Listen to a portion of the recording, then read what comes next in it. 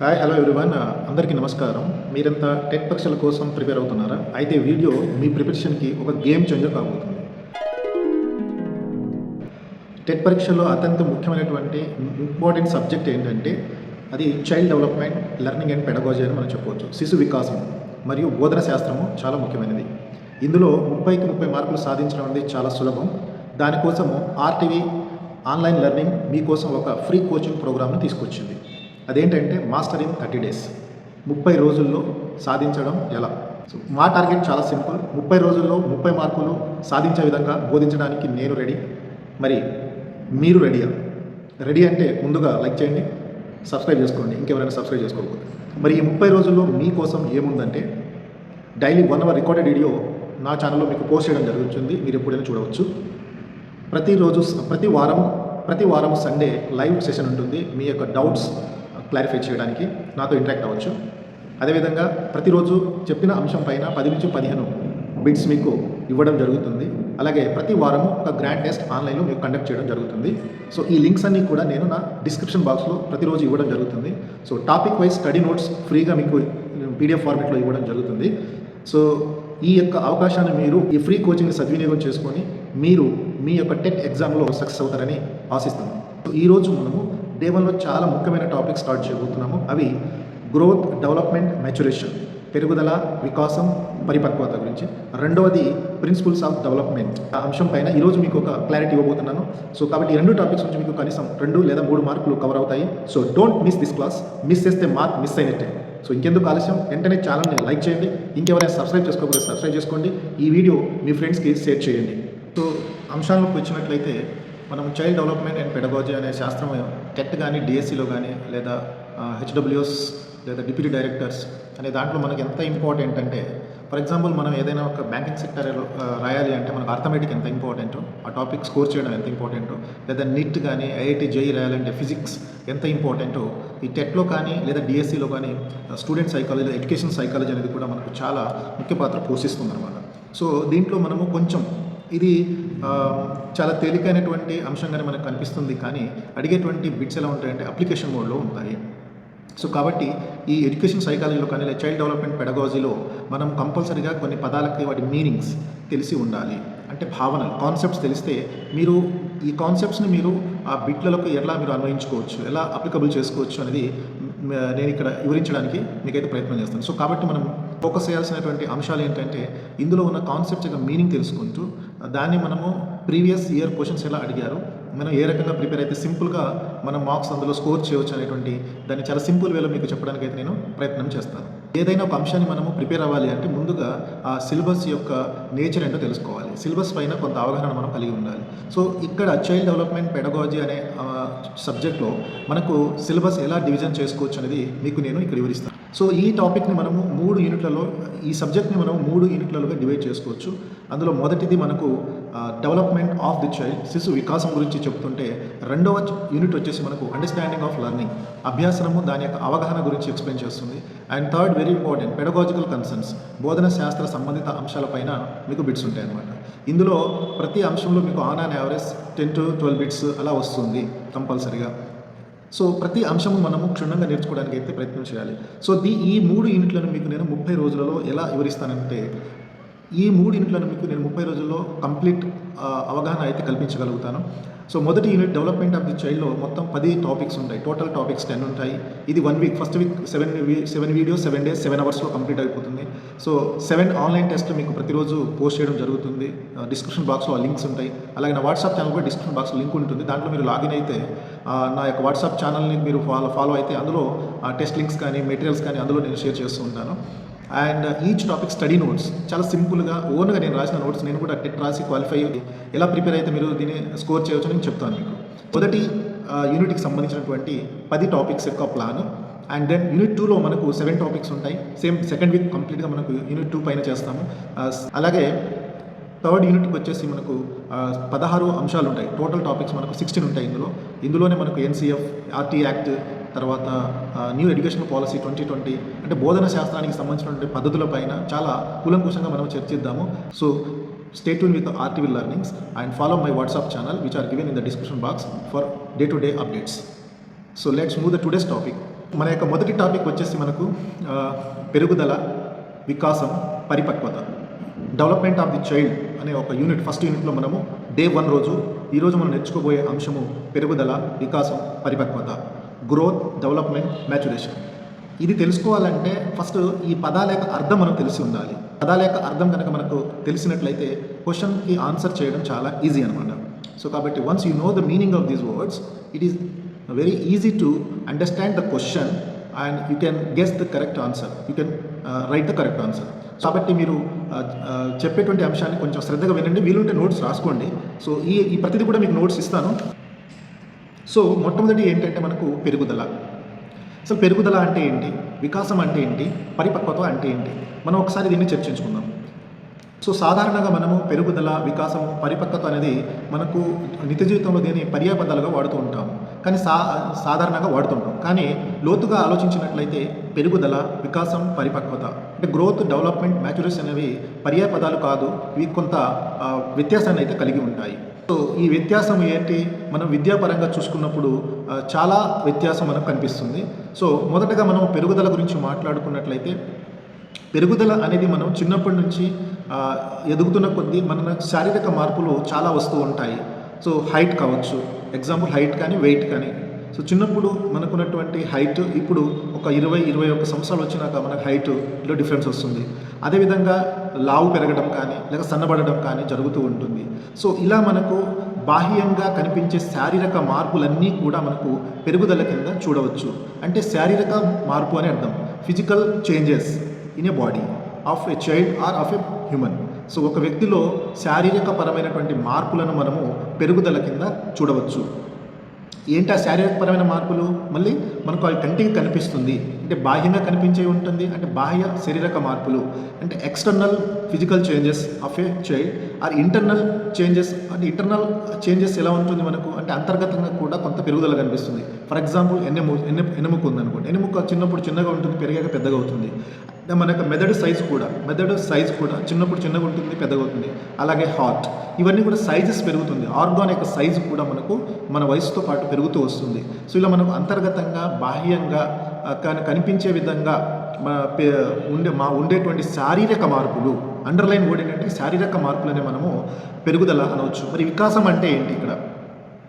So ఇది పెరుగుదల మనము కీవర్డ్ ఏంటి, నేను ఇక్కడ చెప్పేది ఏంటంటే మీకు మ్యాక్సిమం తెలుసు, బట్ ఎక్కడో బీడీలోనో డిఎడ్లోనో లేదా మన జీవితంలో ఎక్కడో చోట విని ఉంటాం ఈ పదాలన్నీ, బట్ ఒకసారి రీకాల్ చేసుకుంటాం మనం. సో మీకు తెలిసినప్పటికీ కూడా ఒకసారి గుర్తు తెచ్చుకుంటే, అంటే మనం ఎంత చదివినా కూడా ఒకసారి వింటే మనకు చాలా జ్ఞాపకం వస్తుంది. సో మనకు ఎగ్జామినేషన్ పాయింట్ ఆఫ్ వ్యూలో మనం క్వశ్చన్స్కి ఆన్సర్ చేయాలంటే ఈ వర్డ్స్, ఈ కాన్సెప్ట్కి కీ వర్డ్స్ మనం గుర్తుపెట్టుకోవాలి. సో పెరుగుదలకి సంబంధించిన ఒక కీ వర్డ్ ఏంటంటే దాని అర్థం, మీనింగ్ ఏంటంటే physical changes in a child, అంటే శారీరకపరమైన మార్పుగా మనము చూడాలి. అది బాహ్యంగా జరుగుతుంది, అంతర్గతంగా కూడా జరుగుతుంది.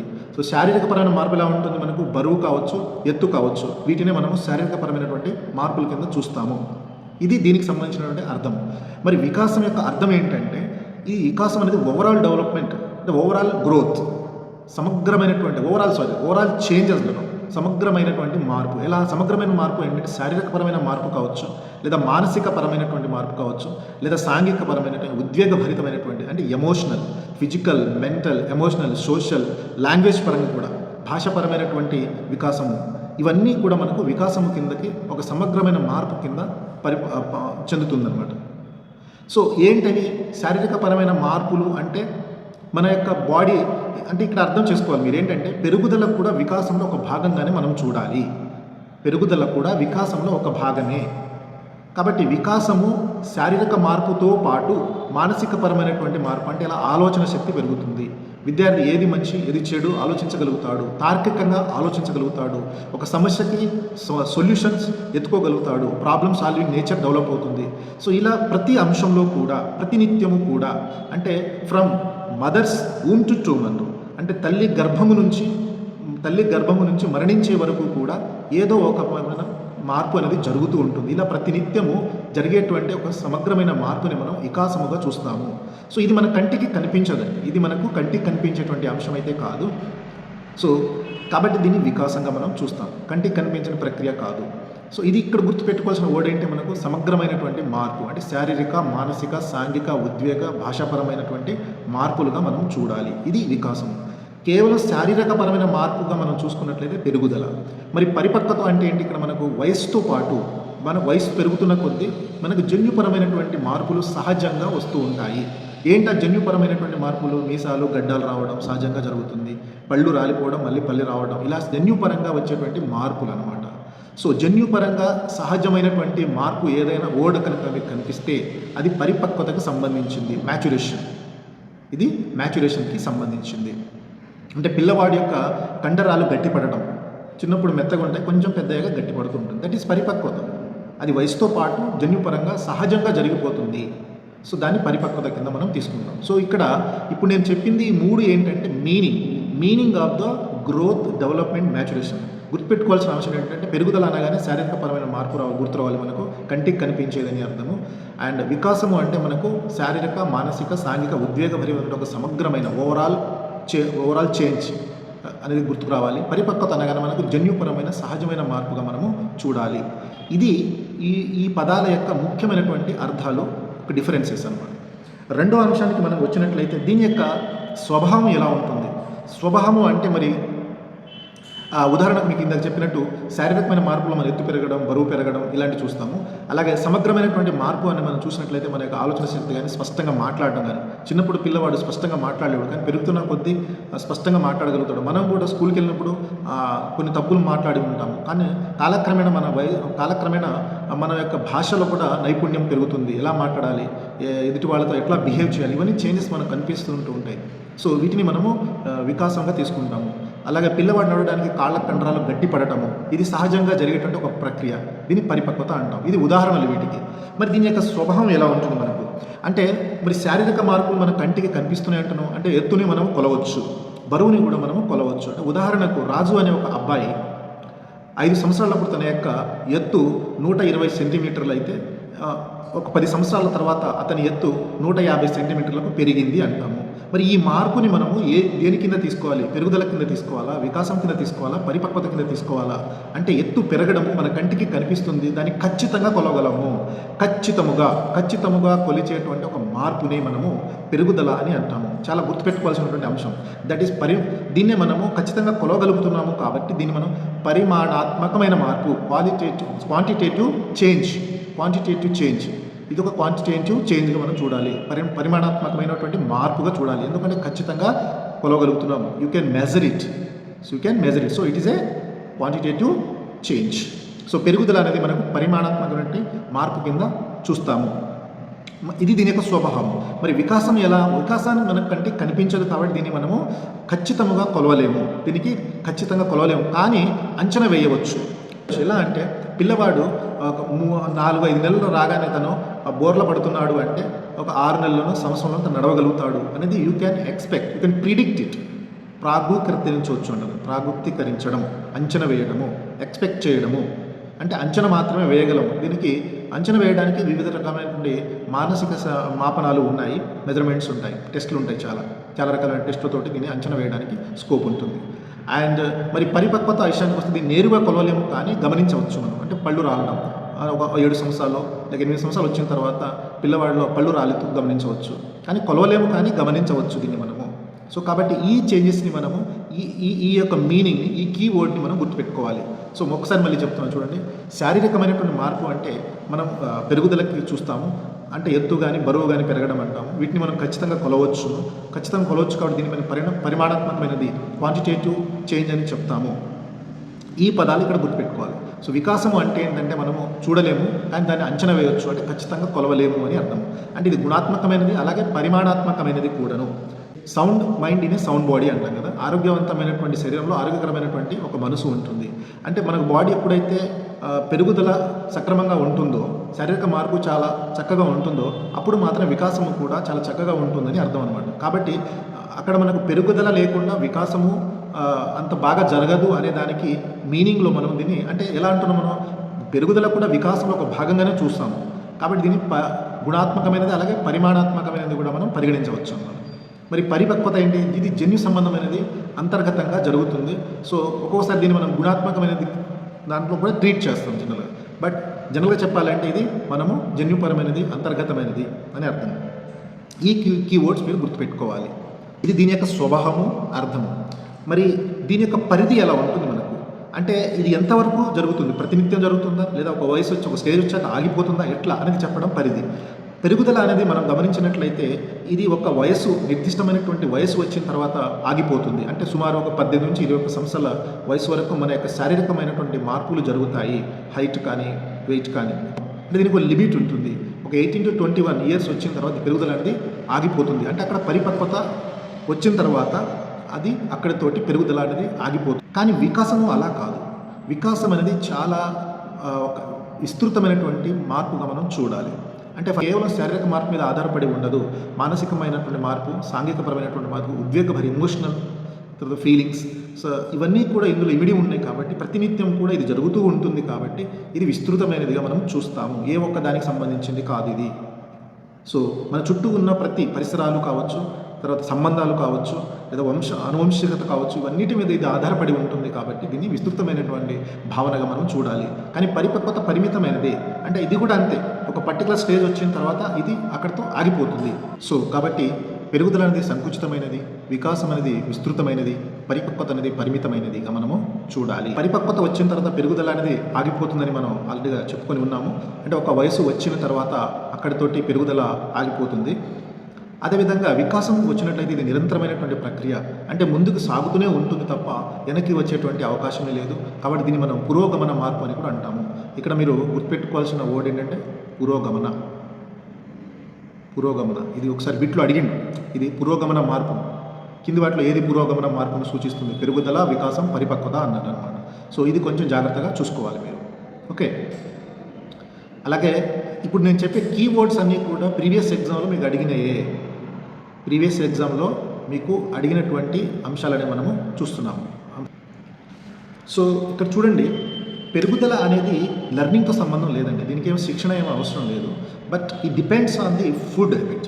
అంటే పెరుగుదలకి అభ్యాసనం వల్ల పెరుగుదల రాదులే. కానీ అంటే ఇప్పుడు హైట్ పెరగాలంటే మనకేం ట్రైనింగ్ ఏమి ఇవ్వాల్సిన అవసరం లేదండి. మనం తీసుకున్నటువంటి ఆహారపు అలవాట్లు కావచ్చు, లేదు జన్యుపరమైనటువంటి అంశంలో మీద ఆధారపడి ఉంటుంది. సో పెరుగుదలకి 2 ఫ్యాక్టర్స్ ఉంటాయి. పెరుగుదల అనేది 2 కారకాలపైన ఆధారపడి ఉంటుంది. Growth depends on the 2 factor. One is the environment and second one is the heredity.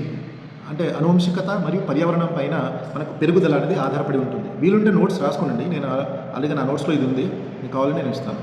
So కాబట్టి పెరుగుదల అనేది మనకు గుర్తుపెట్టుకోవాల్సిన అవసరం అభ్యాసనం వల్ల రాదు. ఇది అభ్యాసనం వల్ల వచ్చేది కాదు. సో ఇది ఎక్కడ హెరిడిటీ అండ్ ఎన్వైరన్మెంట్ మీద ఆధారపడి ఉంటుంది మనకు. సో కానీ వికాసము అనేటువంటిది అభ్యాసనం వల్ల మాత్రమే జరుగుతుంది. ఇప్పుడు నేను భాష బాగా మాట్లాడాలి అనుకోండి, నాకు ట్రైనింగ్ అవసరము, లేదా నేను నేర్చుకోవాలి ఒకళ్ళ దగ్గర. సో కాబట్టి వికాసానికి అభ్యాసనం అనేది చాలా కంపల్సరీ, అయితేనే వికాసం జరుగుతుంది. సో కాబట్టి గుర్తుపెట్టుకోండి, పెరుగుదలకి అభ్యాసం అవసరం లేదు. అది it depends on the heredity and environment. వికాసం కూడా అంతే, హెరిడిటీ అండ్ ఎన్వైరన్మెంట్ మీదనే డిపెండ్ అవుతుంది. కానీ దానికి ట్రైనింగ్ అవసరం, దీనికేమో లెర్నింగ్ అవసరం లేదు. దానికి లెర్నింగ్ అవసరం. అభ్యాసనం అంటే లెర్నింగ్, ఇక్కడ లెర్నింగ్ అవసరం. కానీ పెరుగుదలకు లెర్నింగ్ అవసరం లేదు. మనం తీసుకునే ఫుడ్, ఆహారపు అలవాట్లు, అక్కడ ఉన్న ఎన్వైరన్మెంట్, హెరిడిటీ వాటి మీద డిపెండ్ అవుతుంది. తల్లిదండ్రులు మంచి హైట్ ఉన్నారు అనుకోండి, పిల్లవాళ్ళు కూడా హైట్ పెరుగుతారు. వాళ్ళు వైట్ ఉంటే వీళ్ళు కూడా వైట్ పెరుగుతారు. సో అది జన్యుపరమైనది అనమాట. పరిపక్వత కూడా అంతే, అది హెరిడిటీకి సంబంధించింది. అది కూడా అభ్యాసానికి సంబంధం లేదు. అంటే పిల్లవాడి కండరాలు గట్టిపడాలంటే దానికి పిల్లవాడికి మనం ట్రైనింగ్స్ అట్లా ఇవ్వం కదా. సో కాబట్టి శిక్షణ అవసరం లేకుండా ఉన్నటువంటి కింది మనలో ఏది అంటే బిట్టెలు అడిగిందండి ఒకసారి 2017లో అనుకుంటా. ఈ కింది మనలో ఏది శిక్షణ అవసరం లేకుండా మార్పు జరుగుతుంది అన్నాడు. శిక్షణ అవసరం లేకుండా జరిగేటువంటి మార్పు ఏంటంటే పరిపక్వత, మ్యాచురేషన్. ఇది జన్యు సంబంధమైనది, సహజంగా జరిగిపోతుంది. దీనికి ఎటువంటి ట్రైనింగ్స్ కానీ లెర్నింగ్స్ కానీ అవసరం లేదు. But it depends on the heredity. ఇది కేవలం ఇక్కడ గుర్తుపెట్టుకోవాల్సిన ఒక చాలా ఇంపార్టెంట్ పాయింట్ ఏంటంటే పరిపక్వత అనేది మనకు హెరిడిటీ పైన ఆధారపడుతుంది, అనువంశికత మీద మాత్రమే ఆధారపడుతుంది. దానికి ఎన్వైరన్మెంట్తో సంబంధం లేదు, పరిపక్వతకి పర్యావరణంతో సంబంధం లేదు. సహజంగా మనలో జరిగేటువంటి ఆ టయానికి ఏది జరగాలో అది జరిగిపోతుంది. అది సో అదనమాట చెప్పాను కదా ఆల్రెడీగా. సో ఆహారము, ఆరోగ్యము, వాతావరణంపై ఆధారపడేది పెరుగుదల. మరి పరిపక్వత మరియు లెర్నింగ్ పైన ఆధారపడేదే వికాసము. వెరీ ఇంపార్టెంట్ ఇక్కడ. ఇది ఒకసారి అడిగినటువంటి 2024లో ఏదో అడిగిందో పెట్టిది చూడండి. అంటే వికాసముకి ఎఫెక్ట్ అయ్యేటువంటి ఫ్యాక్టర్స్ ఏంటంటే డెవలప్మెంట్ ఈజ్ ఈక్వల్ టు మనము మెచ్యురేషన్ ఇంటూ లెర్నింగ్ అంటాము.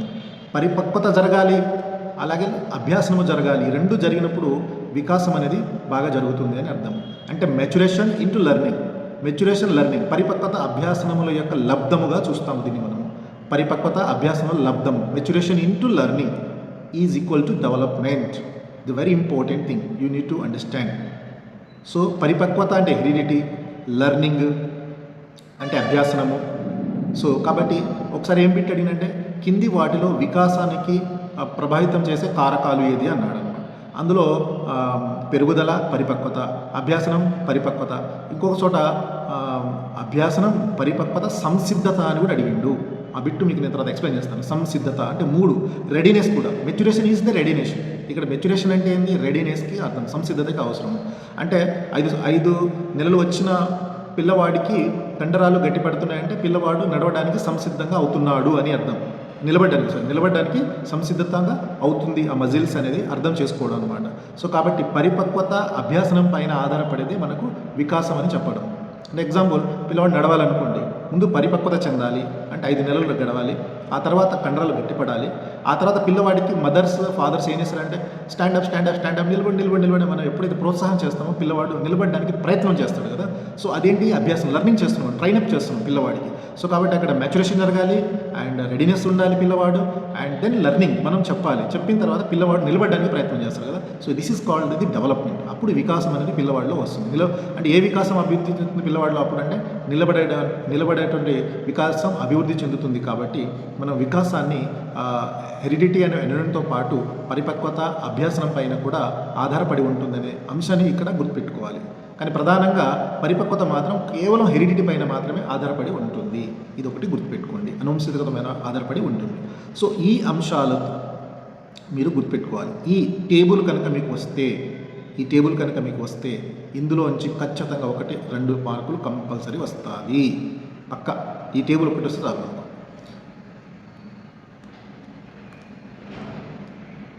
సో చూడండి, ఇది ఒక ఇన్ఫోగ్రఫీ మీకు ఇచ్చాను ఆల్రెడీ. నా మెటీరియల్ ఉంది ఇది ఇన్ఫోగ్రఫీ.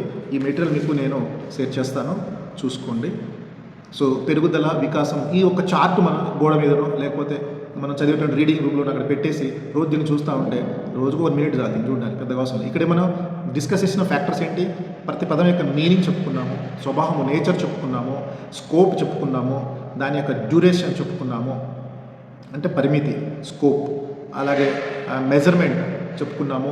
ఆ తర్వాత డిపెండెంట్ ఫ్యాక్టర్స్ గురించి చెప్పుకున్నాం అనమాట, కారకాల గురించి కూడా చెప్పుకున్నాం. ఇవే ఇక్కడ గుర్తుపెట్టుకోవాల్సింది. ఇంతకు మించి ఈ టాపిక్లో మీకు ఇంకేం అవసరం లేదు. సో దీని మీద బిట్స్ ఎలా అడుగుతాడో నేను ఎక్స్ప్లెయిన్ చేయడానికి ప్రయత్నం చేస్తాను. చూడండి 1-2 బిట్లు. సో ఇక్కడ ఒక బిట్ చూడండి, 2016లో ఈ బిట్ ఒకటి అడిగారు. ఫస్ట్ బిట్ ఒకసారి చూడండి. వ్యక్తిలోని అంతర్గతంగా ఉన్న జన్యు సంబంధమైన శక్తులను సమయానుసారంగా లేదా వయసు సంబంధిత క్రమంలో వికసింప చేయడం అనేది దేనికి సంబంధించినదని అడిగినారు అనమాట. ఇక్కడ మనకు కీవర్డ్ ఏంటి? జీవ సంబంధమైనటువంటి మార్పుకు సంబంధించింది, అంతర్గతంగా జరిగేది. అది కూడా జీవ సంబంధ మార్పులు ఎక్కడ జరుగుతాయండి? అంతర్గతంగా జరిగేది. జీవ సంబంధమైనటువంటి మార్పు వయసుతో పాటు జరుగుతుంది అంటున్నాం. వయసుతో పాటు జరుగుతుంది అంటే 5 నెలల పిల్లవాడు బోర్ల పడడము, తర్వాత 6 నెలలకి నిలబడము, సంవత్సరానికి నడవడము, ఇలా జరుగుతుంది కదా. అంటే వయసుతో పాటు మార్పు జరిగేటువంటి జీవ సంబంధమైన మార్పుని ఏమంటారు? మనం చెప్పుకున్నాం కదా, ఏంటది? పరిపక్వత. ఇక్కడ అర్థం ఏంటి? పరిపక్వత అని అర్థం. ఇట్లా అడుగుతాడు బిట్స్ మనకు, డైరెక్ట్గా అడగడు, దానికి కొంచెం అప్లికేషన్ మోడ్లో బిట్ అడగడం జరుగుతుంది.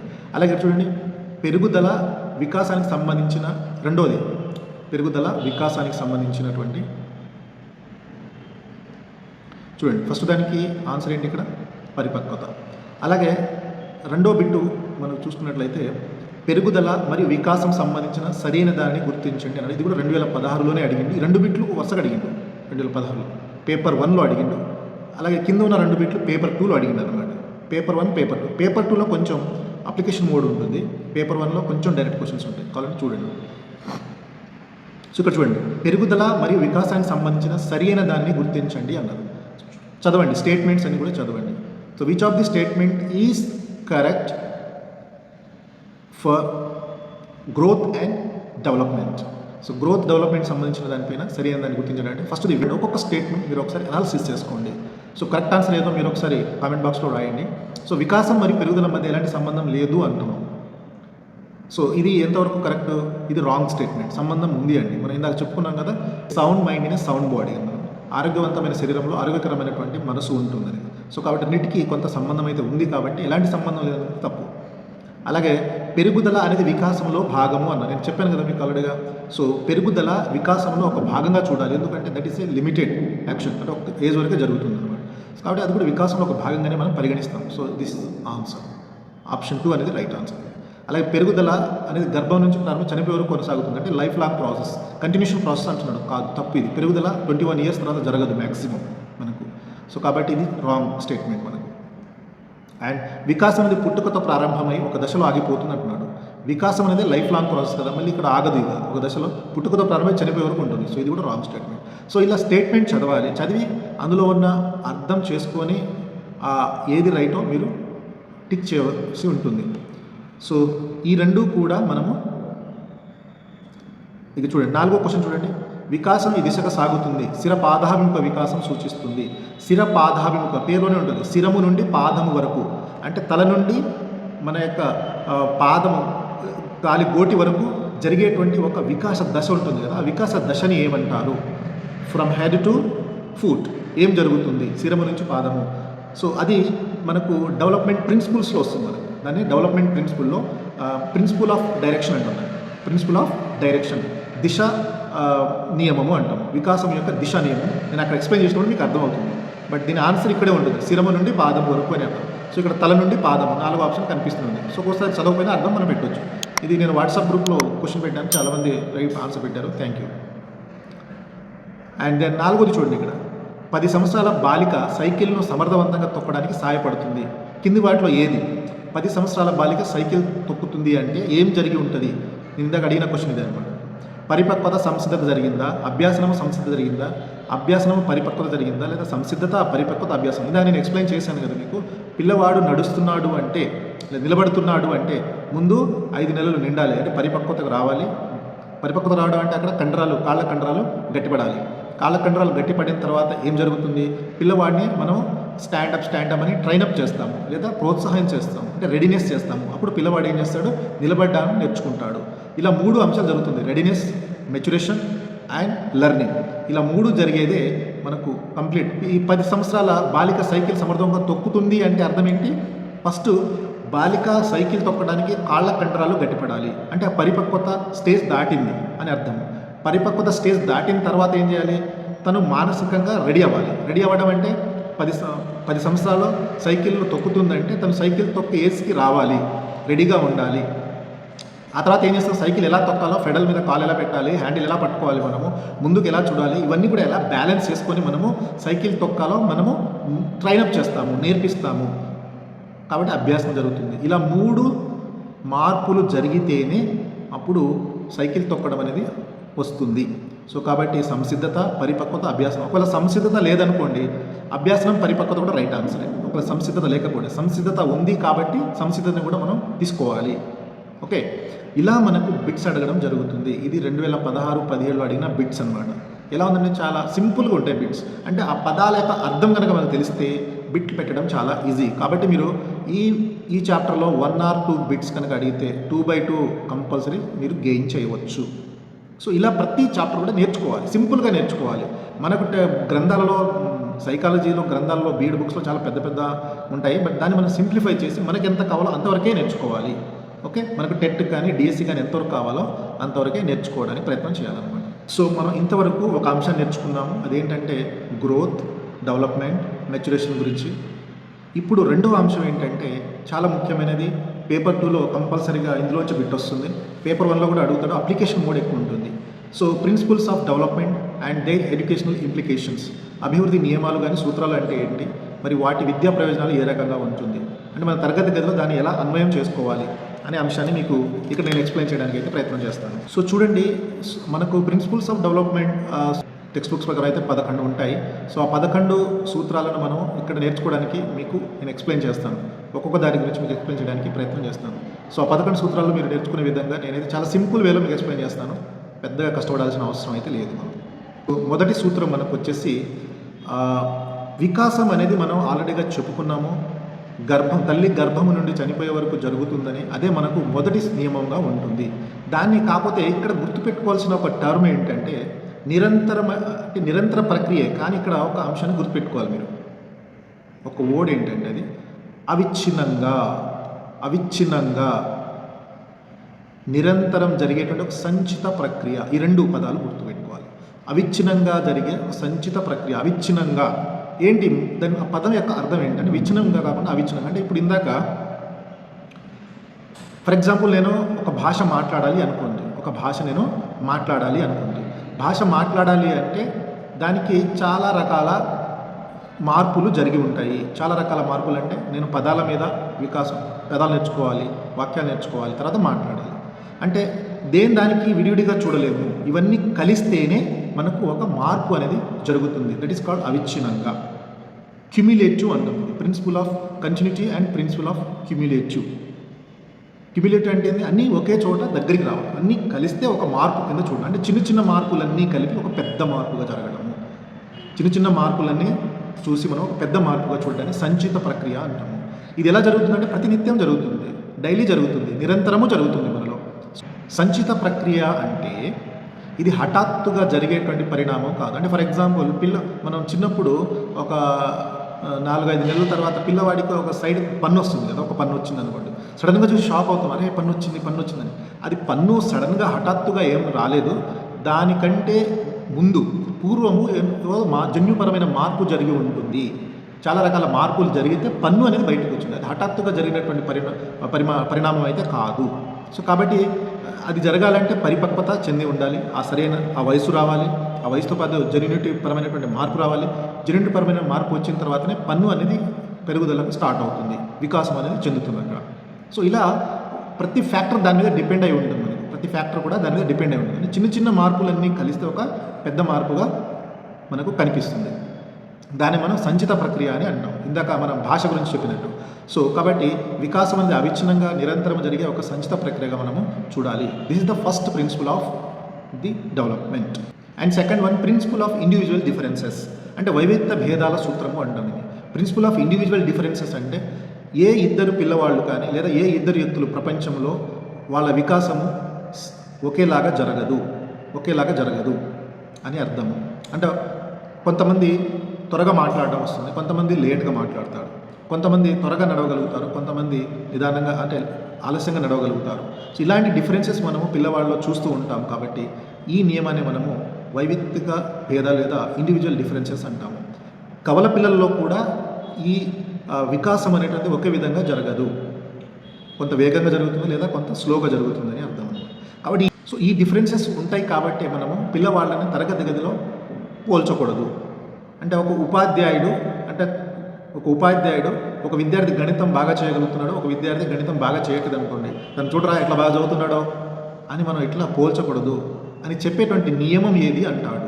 దట్ ఈస్ వైవిధ్య భేదాల సూత్రం, ప్రిన్సిపల్స్ ఆఫ్ ఇండివిజువల్ డిఫరెన్సెస్. అంటే వికాసం అనేటువంటిది అక్కడ దేని మీద డిపెండ్ అయి ఉంటుంది, హెరిడిటీ పైన డిపెండ్ అయి ఉంటుంది, లేకపోతే ఎన్విరాన్మెంట్ మీద డిపెండ్ అయి ఉంటుంది. సో కాబట్టి అందరిలో ఒకేలాగా వికాసం చెందుతుందా అంటే జరగదు. సో దీన్ని మనము ప్రిన్సిపల్ ఆఫ్ ఇండివిజువల్ డిఫరెన్సెస్ అని అంటాము. అలాగే కొంతమంది పిల్లలు ముందే మాట్లాడగలుగుతారు, కొంతమంది పిల్లలు లేటుగా ఆలస్యంగా మాట్లాడగలుగుతారు. సో కాబట్టి తరగతి గదిలో మనం ఎప్పుడు కూడా కంపారిజన్ చేయకూడదు, పోల్చకూడదు, ఈ నియమం చెప్తుంది మనకు. సో ఇది ఇక్కడ గుర్తుపెట్టుకోవాల్సినటువంటి అవసరం. అలాగే ఈ ప్రిన్సిపల్ ఆధారంగానే మనము ఇక్కడ ఒక అప్లికేషన్ కూడా మనం చూడొచ్చు. తరగతి గదిలో కొంతమంది పిల్లలు గిఫ్టెడ్ చిల్డ్రన్ ఉన్నారు, బాగా నేర్చుకుంటారు చదువు, కొంతమంది స్లో లెర్నర్స్ ఉంటారు. ఈ డిఫరెన్సెస్ని మనం గమనించి మనం ఏం చేయాలంటే వాళ్ళకు తగ్గట్టుగా మన యొక్క పాఠ్య ప్రణాళిక రచించుకోవాలి. అదేవిధంగా ఇలా ఇండివిజువల్ డిఫరెన్సెస్ ఉంటాయి కాబట్టి మనకు ఇక్కడ ఇంకొక పదం కూడా గుర్తుపెట్టుకోవాలి. తరగతి గదిలో ఓర్పుగా ఉండాలి, ఉపాధ్యాయుడు ఓర్పుగా ఉండాలి. ఎందుకు అంటారు, బికాస్ వైవిధ్య భేదాల సూత్రం ఉంటుంది. అంటే గణితము మనం ఎంత చెప్పినా కూడా ఒక 4 బాగా చేస్తున్నారు, ఒక 5 వస్తుంది చేయట్లేదు, అప్పుడు మనకి ఏమైనా సహనం కోల్పోతాం, జనరల్గా కోపం వచ్చేస్తుంది అనమాట.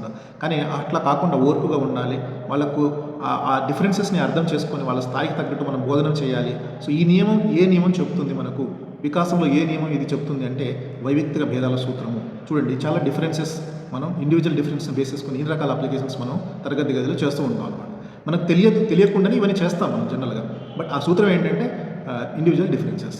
సో ఈ కైండ్ ఆఫ్ అప్లికేషన్స్ మీరు గుర్తుపెట్టుకోవాలి. అండ్ దెన్ ఇంకొకటి, సో జనరల్గా మనం ఏదైనా నేర్పించాలి అంటే జనరల్ నుంచి స్పెసిఫిక్కి నేర్పిస్తాం. అంటే సాధారణం నుండి నిర్దిష్టమైనటువంటి మార్పు వైపుకు జరుగుతూ ఉంటుంది వికాసం ఎప్పుడు కూడా. సో దీనికి ఉదాహరణ ఏంటంటే చిన్నప్పుడు పిల్లవాడిని మనం ఏదైనా ఒక వస్తువు తీసుకురామని లేక వాటర్ బాటిల్ తీసుకురామంటే తను ఏం చేస్తాడంటే ఇలా ఇలా మొత్తం పట్టుకొని వస్తాడు, ఇలా పట్టుకొని వస్తాడు. కానీ కొంచెం పెద్ద అదే బాటిల్ తీసుకురామంటే ఇలా ఏళ్లతో పట్టుకొని వస్తాడు. అంటే చిన్నప్పుడు తను ఏదైనా వస్తువు పట్టుకోవాలంటే తన మొత్తం భుజాలు చేతులని ఉపయోగించే పిల్లవాడు పెద్ద అయినాక తను ఏం చేస్తున్నాడంటే బాటిల్ ఎలా పట్టుకోవాలో నేర్చుకున్నాడు. ఒక చేతితోనే లేదా ఫింగర్తో టచ్ చేయగలుగుతాడు, పట్టుకోగలుగుతాడు, దాన్ని తీసుకురాగలుగుతాడు అన్నమాట. సో ఇది ఎలా జరిగింది? సాధారణము నుండి నిర్దిష్టమైనటువంటి మార్పు వైపు జరిగింది. అండ్ వెరీ ఇంపార్టెంట్ థింగ్ ఏంటంటే ఏకరూపేణ సూత్రము అంటాం. అది ప్రిన్సిపల్ ఆఫ్ యూనిఫామ్ ప్యాటర్న్ అంటాం. ప్రిన్సిపల్ ఆఫ్ యూనిఫామ్ ప్యాటర్న్ చూడండి, ఏకరూపత సూత్రము లేదా ప్రిన్సిపల్ ఆఫ్ యూనిఫామ్ ప్యాటర్న్ అంటాం. అంటే ఏంది? ఇక్కడ వికాసం అనేది ఒక క్రమబద్ధమైనటువంటి ఒక నిర్దిష్టమైనటువంటి క్రమములోనే జరుగుతుంది అని అర్థం. అంటే సరైన క్రమంలో sequence of pattern, the principle of sequence of pattern జరుగుతుంది ఇక్కడ. ఇది చాలా ఇంపార్టెంట్. ఇక్కడ ఇంకొక వర్డ్ కూడా వస్తుంది మీకు. ఇక్కడ ఇంకొక వర్డ్ కూడా గుర్తుపెట్టుకోవాలి మీరు. క్రమబద్ధమైన నమూనాలు అని కూడా అడుగుతాడు ఒకసారి. క్రమబద్ధమైన నమూనాలు అంటాం. అంటే ఇక్కడ వికాసం అనేది ఒక క్రమమైన పద్ధతిలో ఒక సీక్వెన్స్ లాగా జరుగుతుంటుంది. ఉదాహరణకు పిల్లవాడు ఫస్ట్ పాకడం జరుగుతాడు, తర్వాత నిలబడడం, తర్వాత నడవడం మొదలెడతాడు. సో ఈ సీక్వెన్స్ ఫస్ట్ ఏం చేస్తాడు? పిల్లవాడు పాకడం, నిలబడడం, తర్వాత నడవడం. ఈ సీక్వెన్స్ ఏదైతే ఉందో దిస్ ఈజ్ యూనివర్సల్. పిల్లవాడు ఫస్ట్ పాకాల్సిందే, పాకుతాడు, తర్వాత నిలబడతాడు. సో ఈ సీక్వెన్స్ ఒక క్రమమైన పద్ధతిలో జరుగుతుంది అని అర్థము. పాకడము, నిలబడము, నడవడము. దట్ ఈస్ కాల్డ్ ఏకరూపత సూత్రము, the principle of uniform pattern లేదా క్రమబద్ధమైన నమూనాలు అంటాం. అంటే పిల్లవాడు ఎవరైనా సరే ఫస్ట్ పాకుతారు, తర్వాత నిలబడతారు, తర్వాత నడుస్తారని అర్థం. అంతేగాని పాకుని డైరెక్ట్గా నడవలేరు కదా. సో ఇలా జరిగేదాన్ని మనము ఏకరూపత సూత్రం అని అంటాము, లేదా క్రమబద్ధమైనటువంటి నమూనాగా తీసుకుంటాము. Uniform pattern or sequence pattern అంటాం. ఈ వర్డ్స్ని గుర్తుపెట్టుకోండి మీరు. ఇది తరగతి గదిలో ఎట్లా అన్వయించుకోవాలి అంటే, ఫర్ ఎగ్జాంపుల్ నేను ఒక భాష నేర్పించాలి అంటే మనం ఫస్ట్ ఏం నేర్పిస్తాం? LSRW నేర్పిస్తాము. Listening, speaking, reading, writing. ఇది నేర్పిస్తాం కదా. ఇది ఒక క్రమమైన పద్ధతిలో నేర్పిస్తేనే అతనికి భాష నైపుణ్యం పెంపొందిస్తుంది. ఫస్ట్ పిల్లవాడు విని స్పందించే విధంగా, అంటే పిల్లవాడితో మాట్లాడిస్తాం ఫస్ట్ ఓరల్. ఆ తర్వాత ఏం చేస్తాం? స్పీకింగ్. అంటే పిల్లవాడికి ఫస్ట్ ఏం చేస్తాం? చిన్న చిన్న కథలు లేదా చిన్న చిన్న బొమ్మల పేర్లు అవి చెప్పిన తర్వాత పిల్లవాడితో పలికిస్తాం వాటిని. Then reading and then writing skill. ఇలా ఒక సీక్వెన్స్లో నేర్పించినప్పుడు పిల్లవాడికి లాంగ్వేజ్ అనేది డెవలప్ అవుతుంది. అదే మనం గణితంలో చూసుకున్నట్లయితే బాడ్ మాస్ నేర్పిస్తాం. BODMAS, bracket of division, multiplication, addition, simplification. అంటే సూక్ష్మీకరణలు అనే పాఠం చెప్పినప్పుడు మనము సూక్ష్మీకరణలు, సింప్లిఫికేషన్ అనే టాపిక్ చెప్పినప్పుడు ఇది ఫస్ట్ చెప్తాం. ముందు బ్రాకెట్ పైన అవగాహన కల్పిస్తాము, ఆ తర్వాత డివిజన్ చేయాలి, ఆ తర్వాత మల్టిప్లికేషన్ చేయాలి, తర్వాత ఎడిషన్, తర్వాత సబ్ట్రాక్షన్ చేసి ఆ క్వశ్చన్ని సాల్వ్ చేయమని చెప్తాం. ఈ సీక్వెన్స్ని మనం ఏమంటామంటే ఏ నియమం పాటిస్తుందంటే ఏకరూపత సూత్రము లేదా ప్రిన్సిపల్ ఆఫ్ యూనిఫామ్ ప్యాటర్న్ లేక క్రమబద్ధమైనటువంటి నమూనాగా దీన్ని మనం తీసుకుంటాం అన్నమాట. సో ఇలా మనకు ఎగ్జాంపుల్స్ అనేవి క్వశ్చన్స్లో అడుగుతాడు. అప్పుడు మనం గుర్తుపెట్టుకోవాల్సిన నియమం ఇది. ఓకే. ఐదో నియమం వచ్చేసి మనకు principle of non uniformity in rate. ఇప్పుడు గుర్తుపెట్టుకోండి, రెండు కూడా మీరు కన్ఫ్యూజ్ అవ్వద్దు. పైది ఏమో ప్రిన్సిపల్ ఆఫ్ యూనిఫామ్ ప్యాటర్న్, అది ప్యాటర్న్. ఇక్కడ ఏమంటున్నాం? Principle of non uniformity in rate. In rate అంటే వికాస వేగంలో భిన్నత్వము. అంటే ఏంటి? ఇక్కడ శైశవ దశలో ఉన్నప్పుడు మనము మన యొక్క శారీరక పెరుగుదల చాలా ఫాస్ట్గా జరిగిపోతుంది. మనం అప్ టు ఒక 3-4 years వరకు స్పీడ్గా పెరుగుతాము మనం. అండ్ దెన్ తర్వాత కాస్త నెమ్మదిస్తుంది మనకు. అంటే దట్ ఈస్ కాల్డ్ చైల్డ్హుడ్. ఆ చైల్డ్హుడ్లో మన యొక్క పెరుగుదల అనేది కొంత నెమ్మదిస్తుంది. ఆ తర్వాత మళ్ళీ అడాలసెన్స్ రాగానే, కౌమార దశ రాగానే మళ్ళీ మనలో మార్పు అనేది చాలా వేగంగా పెరుగుతుంది. ఇలా మనము వికాస వేగంలో భిన్నమైనటువంటి మార్పును మనం గమనిస్తున్నాం కాబట్టి దీన్ని మనం ఏమంటున్నామంటే నాన్ యూనిఫార్మిటీ రేట్ అంటాం. Non uniformity rate. వికాస వేగంలో భిన్నత్వం ఉంటుంది కాబట్టి మనం తరగతి గదిలో కూడా గమనిస్తూ ఉంటాం. పిల్లవాడు మనకు ప్రైమరీ లెవెల్లోకి రాగానే మనం చెప్పేది కొంత ఫాస్ట్గా అర్థం చేసుకోగలుగుతాడు, మనం చెప్పేది దాన్ని డిసిప్లిన్గా వింటాడు. కానీ తను ఎప్పుడైతే పై తరగతులకు వెళ్తాడో 9th 10th రాగానే లేకపోతే తను 8th 9th ఆ స్టేజ్కి రాగానే పిల్లవాడు మన మాట వినడం కొంత తగ్గిస్తాడు అనమాట. మనం చెప్పేటువంటి పాఠాన్ని శ్రద్ధగా వినడం మానేస్తాడు. ఎందుకంటే అక్కడ తనలో ఉన్నటువంటి ఆ వికాస వేగంలో భిన్నత్వం కనిపిస్తుంది మనకు. అంటే చిన్నప్పుడు చాలా ఫాస్ట్గా, మధ్యలో కొంత ఆగి, మళ్ళీ పెద్దయినాక తనలో మార్పు అనేది చాలా వేగంగా జరుగుతుంది కాబట్టి ఎమోషనల్గా కావచ్చు, మెంటల్గా కావచ్చు, తను కూడా కొంత బ్యాలెన్స్ని కోల్పోవడానికి స్కోప్ ఉంటుంది కాబట్టి మనం చెప్పేటువంటి అంశాలు తను శ్రద్ధగా వినకపోవడము, తర్వాత ఇండిసిప్లిన్గా బిహేవ్ చేయడం జరుగుతుంది. ఇవన్నీ మనం గమనించాలి. ఎందుకంటే వికాస వేగంలో భిన్నత్వం అనేది ఒక ప్రిన్సిపల్ ఉంది కాబట్టి ఇవన్నీ గమనిస్తూనే మనము పాఠ్య బోధన చేస్తాము. కొట్టకుండా, తిట్టకుండా ఆర్టీఆర్ చెప్పినట్టు బోధించాలని. ఎప్పుడైతే తరగతి గదిలో అటువంటి యొక్క స్తబ్దతను మనం గమనిస్తాం, కంగారు పడకుండా. సో ఇది వికాస వేగంలో ఒక కైండ్ ఆఫ్ ప్రిన్సిపల్ పిల్లవాళ్ళు డెవలప్ అవుతుంది కాబట్టి పిల్లవాడిని కొంచెం మనం సపోర్ట్ చేస్తూ వాళ్ళని మోటివేట్ చేస్తూ మనము మన యొక్క దారిలోకి తెచ్చుకోవాలి. సో కాబట్టి ఈ ప్రిన్సిపల్ దేనికి వర్తిస్తుంది అంటే principle of non uniformity in rate. And then so ఇది కూడా ఇప్పుడు ఇందా నేను ఒక బిట్ చెప్పాను కదా మీకు, అందులో ఇది దిస్ ఇస్ కాల్డ్ వికాస దిశ సూత్రం, principle of direction, development principle of direction, direction. అంటే మన బాడీలో వికాసం ఎలా చెందుతుంది అంటే తల నుంచి పాదాల వరకు ఒక రకమైనటువంటి వికాసం చెందుతుంది. దాన్ని మనం శిరోపాదాభిముఖ వికాసం అని అంటాము, సిఫాలిక్ కార్డియల్ అంటాము. అండ్ రెండోది సమీప దూరస్థ వికాసము, ప్రాక్సిమోడిస్టల్. అంటే ఏంటి? కేంద్ర బిందువు నుంచి కేంద్ర బిందువు నుంచి శరీర భాగాలకు పెరుగుదల. అంటే కేంద్ర బిందువు నుంచి మన యొక్క వెన్నపూసకి, తర్వాత హృదయం నుంచి ఆ తర్వాత చేతుల నుంచి వేళ్ళకి, ఇట్లా కేంద్ర బిందువు నుంచి వివిధ శరీర భాగాలకు జరిగేటువంటి వికాస మార్పుని మనము సమీప దూరస్థ వికాసం అని అంటాము. మనకు సైకాలజీ అనేది ఇది అన్ని సబ్జెక్ట్ లాగా ఏదన్నా ఏమంటారు దాన్ని, కొండ గుర్తులు బండ గుర్తులు ఏమి ఉండవండి. పదాలకు అర్థం చేసుకుంటూ రీడ్ చేయాలి. అలాగే కరెంట్ అఫైర్స్ చదివినట్టు అయితే రాదు. ఇది బట్టి కొడితే వచ్చేది కాదు. ఆ పదం ఏంటి, దాని అర్థం ఏంటి, ఇది మన జీవితంలో ఎక్కడ అప్లికబుల్ అవుతుంది తెలుసుకుంటే మీరు బిట్ చేయడం చాలా ఈజీ. సో ఇది 6th principle of development. And 7వ ప్రిన్సిపల్ ఏంటంటే ఏకీకరణ సూత్రం, ప్రిన్సిపల్ ఆఫ్ ఇంటిగ్రేషన్ అంటాం. అంటే ఇందాక మనం చెప్పాం చూడండి, ప్రిన్సిపల్ ఆఫ్ ఇంటిగ్రేషన్ అంటే ఒక 10 సంవత్సరాల అమ్మాయి సైకిల్ తొక్కుతుంది అంటే అక్కడ జరిగినటువంటి మార్పులు వేరు. ఏ మార్పులు అంటే అక్కడ సంసిద్ధత, పరిపక్వత, లెర్నింగ్ జరిగింది కాబట్టి అక్కడ ఒక వికాసం జరిగింది. ఈ వికాస నియమాన్ని ఏమంటారంటే ఏకీకరణ సూత్రం, ద ప్రిన్సిపల్ ఆఫ్ ఇంటిగ్రేషన్ అంటాం. అంటే అక్కడ ఏంటది, ఫస్ట్ హ్యాండిల్ పట్టుకోవడం రావాలి, పెడల్ మీద కాల్ పెట్టడం రావాలి, నడుము బ్యాలెన్స్ చేసుకోవడం రావాలి, తర్వాత ముందు చూడడం రావాలి, ఆ తర్వాత సైకిల్ తొక్కడం రావాలి. ఇవన్నీ కూడా ఒకేసారి కాన్సన్ట్రేట్ అంటే ఒకేసారి ఏకీకృతమయ్యి ఒక వికాసం జరుగుతుంది కదా, ఒక పని జరుగుతుంది కదా, దాన్ని మనం ఇంటిగ్రేషన్ అంటాం, ఏకీకరణ చేయడం. అలాగే ఇప్పుడు నేను మాట్లాడుతున్నాను అనుకోండి, భాష మాట్లాడుతున్నాం అంటే ఆ భాష మాట్లాడే ముందు నాకు ముందు వాక్యం గుర్తు రావాలి, వాక్యం గుర్తు రావాలంటే దానికంటే ముందు పదం గుర్తు రావాలి, పదం గుర్తు రావాలంటే దానికంటే ముందు అక్షరాలు గుర్తు రావాలి, శబ్దాలు గుర్తు రావాలి. సో ఇవన్నీ కూడా ఒకేసారి క్రోడీకరించి నేను మాట్లాడగలుగుతున్నాను. సో దిస్ ఇస్ కాల్డ్ ఏకీకరణ సూత్రం, ద ప్రిన్సిపల్ ఆఫ్ ఇంటిగ్రేషన్ అన్నాను. అంటే ఫర్ ఎగ్జాంపుల్ పిల్లవాడు మల్టిప్లికేషన్ చేయాలనుకోండి, గణితంలో గుణకారం నేర్చుకోవాలంటే అతను ఏమేమి ఇంటిగ్రేషన్ చేసుకోవాలి, పిల్లవాడికి అసలు నంబర్ సిస్టమ్ తెలియాలి, నంబర్స్ మీద అవగాహన ఉండాలి. ఆ తర్వాత పిల్లవాడికి ప్లేస్ వాల్యూ, ఫేస్ వాల్యూస్ మీద అవగాహన ఉండాలి. తర్వాత స్థాన విలువలు. ఆ తర్వాత ఏంటి, పిల్లవాడికి టేబుల్స్ రావాలి, కనీసం 9 ఎక్కాల వరకు రాగలగాలి. ఆ తర్వాత మనము ఏదైనా ఒక గుణకారం చేయమని ఇస్తే పిల్లవాడు గుణకారం చేయగలుగుతున్నాడు అంటే దాని వెనకాల ఇవన్నీ కూడా జరిగినాయి వికాసాలు. And then principle of interrelation, principle of integration, principle of interrelation. అంటే ఇది రెండింటికి కొంచెం డిఫరెన్స్ ఉంది. ప్రిన్సిపల్ ఆఫ్ ఇంటిగ్రేషన్ ఏంటంటే అంతకుముందు జరిగిన మార్పులన్నీ కూడా, నిర్దిష్టమైన మార్పులన్నీ కూడా, ఆ చర్యలన్నీ కూడా కేంద్రీకృతమై ఒక పెద్ద మార్పు వైపు, దిశ వైపు జరిగేటువంటి ఒక ప్రక్రియను మనం ఏకీకరణ సూత్రం అంటాం, principle of integration. Example cycle తొక్కడం. సైకిల్ తొక్కాలంటే చాలా రకాలైనటువంటి వికాసం యొక్క కేంద్రీకృతం అవ్వాలి. ఒకటి హ్యాండిల్ పట్టుకోవడము, నడుము బ్యాలెన్స్ చేయడము, పెడల మీద కాల్ పెట్టడము, ముందు చూసి నడపగలగడం. సో దిస్ ఏకీకరణ సూత్రం అంటాం. అలా కాకుండా ప్రిన్సిపల్ ఆఫ్ ఇంటర్ రిలేషన్ అంటాం కదా, పరస్పర సంబంధ సూత్రం అంటాం.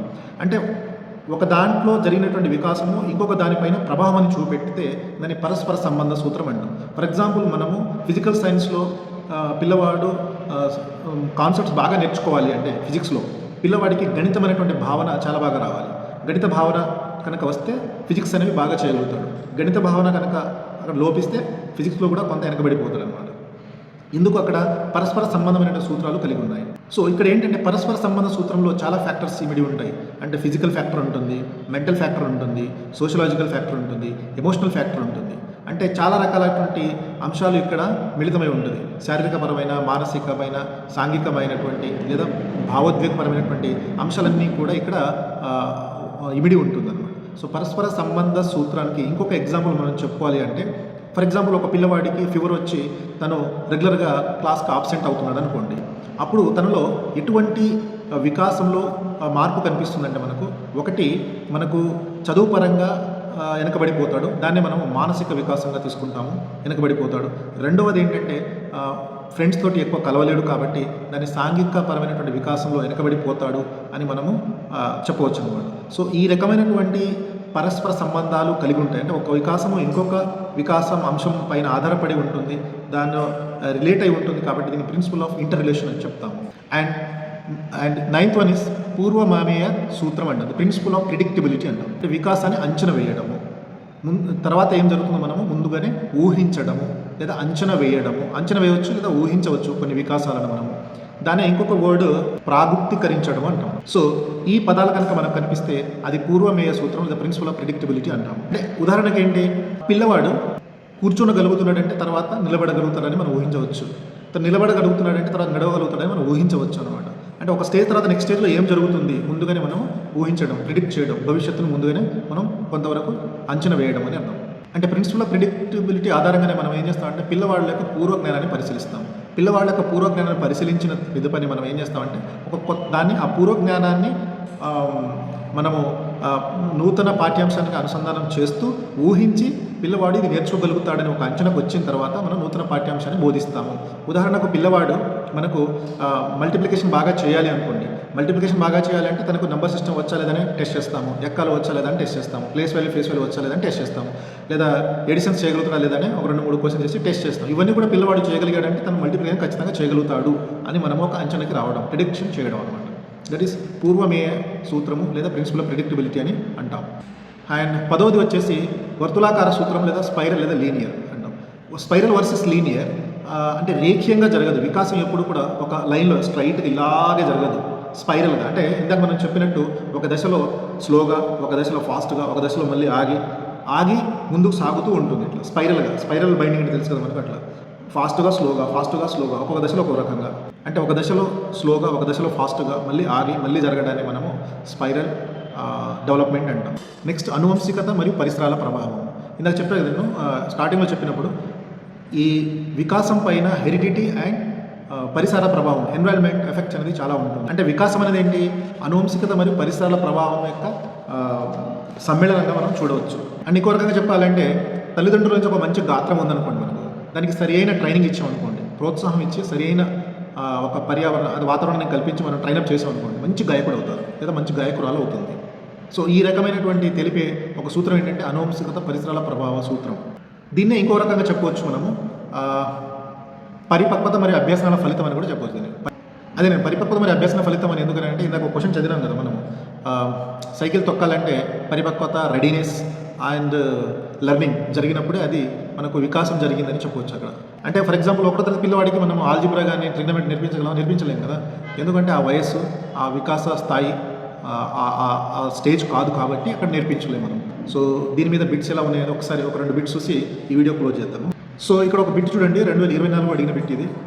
వికాస గర్భం నుండి సమాధి వరకు సాగుతుంది మరియు ఎప్పటికీ ఆగిపోదు అని వివరించే వికాస సూత్రము.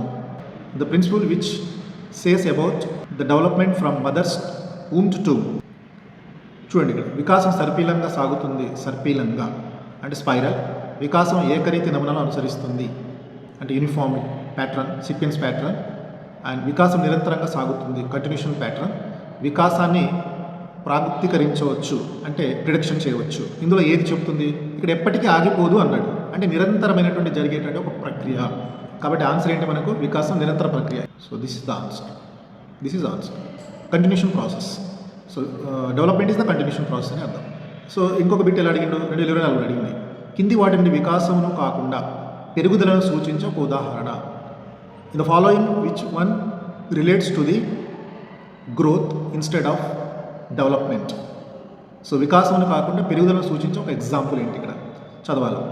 మునుపటి సంవత్సరంలో పోలిస్తే మహిత్ పెన్సిల్ను మరింత గట్టిగా పట్టుకోగలుగుతున్నాడు. ఇక్కడ దేని చాలా గుర్తుపెట్టుకోండి, డెవలప్మెంట్ ఉంది అండ్ గ్రోత్ ఉంది. ఇక్కడ దేని గురించి మాట్లాడాలి మనం, గ్రోత్ గురించి మాట్లాడాలి. కన్ఫ్యూజ్ చేయడానికి అడుగుతాడు అంతే.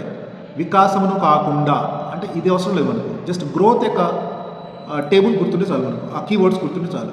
ఇక్కడ మొదటి సంవత్సరంతో పోలిస్తే మహిర్ పెన్సిల్ మరింత గట్టిగా పట్టుకుంటున్నాడు. మరి ఇది గ్రోత్ డెవలప్మెంటా అంటే వికాసమా పెరుగుదలనా అంటే ఇది వికాసము, development. This is development, not growth.